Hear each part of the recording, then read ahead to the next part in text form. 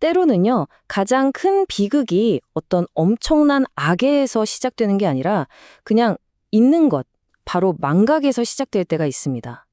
과거에 내가 겪었던 고통을 까맣게 잊어버린 피해자가 어느 순간 보니까 과거의 그 가해자와 똑같은 얼굴을 하고 있는 거죠.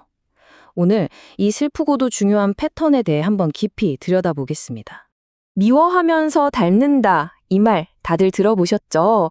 정말 지긋지긋하게 싫어했던 직장 상사의 말투를 어느새 내가 따라하고 있고, 그렇게 벗어나고 싶었던 부모님의 어떤 모습을 문득 내 안에서 발견하고 소름이 돋을 때가 있잖아요. 근데 이게 그냥 개인의 이야기로 끝나면 그나마 다행일 텐데요. 그렇지가 않다는 게 문제입니다. 한 사람의 삶을 넘어서 민족 전체의 역사 속에서도 이 섬뜩한 패턴은 놀라울 만큼 선명하게 반복되곤 하거든요. 자, 오늘 분석할 원문과 함께 그 역사의 한 장면으로 한번 들어가 보시죠. 첫 번째 파트, 피해자가 가해자로입니다. 원문은 하나님이 왜 굳이 이스라엘의 그 아픈 과거를 다시 꺼내시는가, 그 이유부터 설명하고 있어요. 이건 뭐랄까, 일종의 거울 치료 같은 겁니다. 과거의 모습을 거울처럼 딱 비춰주면서 지금 네 모습이 어떤지 한번 봐라 하고 현재의 일그러진 자화상을 똑바로 보게 만드는 거죠. 한번 생각해 보세요. 무려 430년 동안이나 노예로 살았던 민족입니다. 그들이 어떻게 구원받았는지를 다시 기억하게 하는 거예요. 그 기억을 통해서 그 엄청난 은혜를 입었던 과거의 피해자가 지금은 얼마나 잔인한 가해자로 변해버렸는지를 스스로 깨닫게 하려는 겁니다. 자, 그럼 이 비극적인 전환, 그 핵심으로 들어가 보겠습니다. 바로 은혜를 잊은 이스라엘이죠. 도대체 어떻게 노예였던 그들이 새로운 압제자가 될 수 있었을까요? 원문에서는 아주 강력한 비유를 사용하는데요. 하나님께서 아모리 족속이라는 거대한 나무, 그러니까 그 땅에 원래 살고 있던 사람들을 완전히 뿌리째 뽑아내시고 텅 비어버린 바로 그 자리에 이스라엘이라는 새로운 나무를 심으셨다는 거예요. 여기서 진짜 중요한 단어가 하나 등장합니다. 바로 진멸하다라고 번역된 히브리어 샤마드인데요. 이 단어의 의미가 정말 어마어마합니다. 그냥 없앤다, 죽인다 이 정도 수준이 아니고요. 다시는 회복이 불가능할 정도로 완전히 철저하게 무너뜨린다는 뜻이 담겨 있어요. 이 단어 하나만 봐도 이스라엘이 받은 은혜의 크기가 얼마나 절대적이었는지 알 수 있는 대목이죠. 그리고 바로 이것이 그 충격적인 반전입니다. 과거에 이집트에서 노예로 살면서 억압받던 피해자였던 바로 그 이스라엘이 이제는 자기들 안에 가난하고 힘없는 사람들을 억압하는 새로운 아모리 족속이 되어버린 겁니다. 자신들을 위해 뽑혀나갔던 바로 그 압제자의 모습을 소름 돋게도 그대로 닮아버린 거죠. 사실 하나님은 이런 비극을 막으려고 하셨어요. 아니, 일주일이면 갈 수 있는 거리를 왜 굳이 40년 동안이나 광야에서 헤매게 하셨겠어요? 그 시간은요, 단순한 방황이 아니었습니다. 뼛속까지 깊이 박혀있던 노예로서의 피해의식과 분노, 이걸 씻어내는 일종의 재활훈련소였던 셈입니다. 신학자 칼뱅이 이 과정을 정말 기가 막히게 한 문장으로 정리했는데요.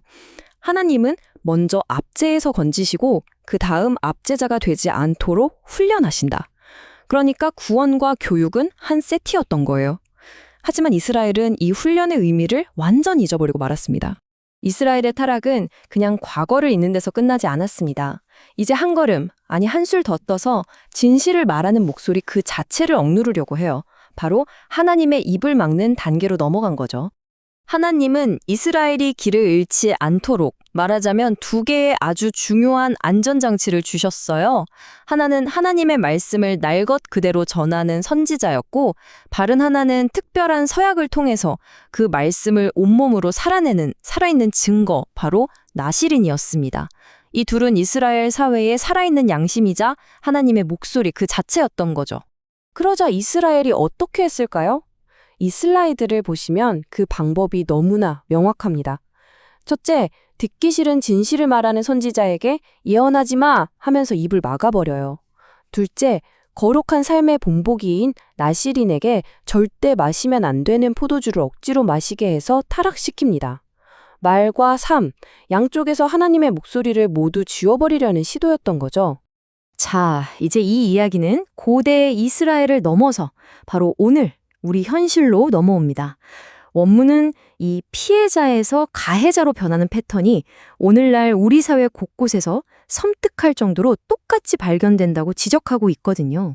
원문은 몇 가지 현대적인 사례를 들면서 이 패턴이 어떻게 반복되는지를 보여주는데요. 먼저 역사적으로 끔찍한 억압의 피해자였던 이스라엘이 오늘날 팔레스타인과의 갈등 속에서 막강한 힘을 행사하는 모습에서 그 아이러니를 지적합니다. 또 과거사에 대해 그 누구보다 깊이 반성해온 독일이 다시 힘의 시대를 말하는 현상, 그리고 미국 외교 정책에서 힘이 곧 정의라는 식의 말이 나오는 것도 과거의 교훈을 잊고 힘의 논리에 기대려는 경향으로 분석하죠. 마지막으로 가장 약한 자를 섬기는 것에서 시작된 교회가 오히려 세상의 성공 논리를 그대로 따라가는 모습 또한 같은 맥락으로 보고 있습니다. 이 모든 게 과거의 비극적인 패턴이 오늘날 되풀이되는 모습이라고 원문은 경고하는 겁니다. 그렇다면 우리는 어떻게 해야 할까요? 오늘 분석의 마지막 질문은 결국 우리 각자에게로 향합니다. 우리는 우리에게 주어진 은혜 혹은 공감을 어떻게 다루고 있는가? 우리는 과연 댐이 될 것인가? 아니면 통로가 될 것인가 하는 질문이죠. 다시 한번 칼뱅의 말을 인용해 보겠습니다. 이게 정말 뼈를 때리는 말인데요. 하나님의 말씀을 듣기 싫어하는 것은 곧 하나님을 거부하는 것이며 그분의 통치를 거부하는 반역이다. 진실을 외면하는 게 그냥 듣기 싫은 소리 피하는 수준이 아니라 근본적인 반역 행위라는 날카로운 지적입니다. 그래서 핵심은 이겁니다. 우리에게 주어진 은혜나 또는 우리가 겪은 고통을 통해 얻은 그 공감 능력을 어떻게 사용할 것인가 하는 선택의 문제죠. 댐처럼 나에게만 가두어서 고이게 만들고 결국 나 자신을 새로운 압제자로 만들 것인가, 아니면 통로처럼 그 은혜와 공감을 다른 사람에게로 흘려보낼 것인가. 피해자가 가해자로 변하는 이 비극의 고리는 망각에서 시작해서 진실을 외면할 때 완성됩니다. 그리고 이 끔찍한 고리를 끊는 시작은 바로 이 질문에 우리 스스로가 정직하게 답하는 것에서부터일 겁니다. 당신은 당신에게 주어진 것들을 가두는 댐입니까? 아니면 흐르게 하는 통로입니까?